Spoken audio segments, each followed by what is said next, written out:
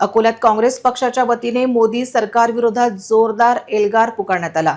या आंदोलनाचे नेतृत्व माजी उपमहापौर व काँग्रेस नेते निखिलेश दिवेकर यांनी केले।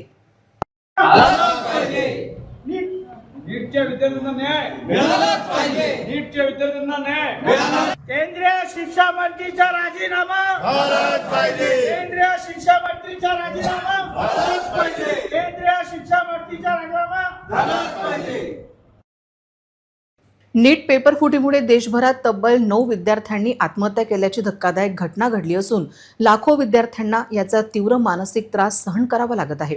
या संपूर्ण भ्रष्टाचाराला आणि गैरव्यवहाराला केंद्रीय शिक्षण मंत्री धर्मेंद्र प्रधान हे जबाबदार असून त्यांनी तत्काळ आपल्या पदाचा राजीनामा द्यावा। या मागणीसाठी आज अकोला जिल्हाधिकारी कार्यालयासमोर एक दिवसीय भव्य धरणे आंदोलन करण्यात आले।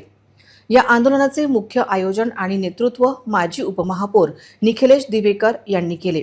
यावेळी बोलताना निखिलेश दिवेकर यांनी भाजप सरकारवर घणाघाती हल्ला चढवला। नीट परीक्षेचा जवळपास 22 लाख विद्यार्थी संबंध भारतात नीट परीक्षेसाठी बसतात आणि त्याच्यामध्ये जो भ्रष्टाचार झालेला आहे त्यामध्ये 9 विद्यार्थ्यांनी संपूर्ण देशामध्ये आत्महत्या केलेली आहे।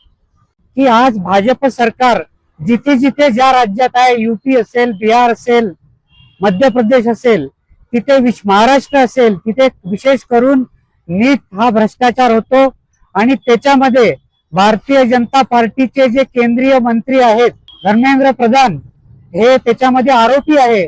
त्याच्याशिवाय त्यांचा आश्रय असल्याशिवाय इतका मोठा भ्रष्टाचार होऊच शकत नाही आणि म्हणून आम्ही आज काँग्रेस तर्फे मागणी करतो आहे की जर का धर्मेंद्र प्रधान किंवा मोदी यांना थोडीशी लाज असेल तर त्यांनी राजीनामा द्यायला पाहिजे। याची नैतिक जबाबदारी स्वीकारून आणि ज्या भविष्य जे विद्यार्थ्यांचं आहे ते सुरक्षित करायला पाहिजे।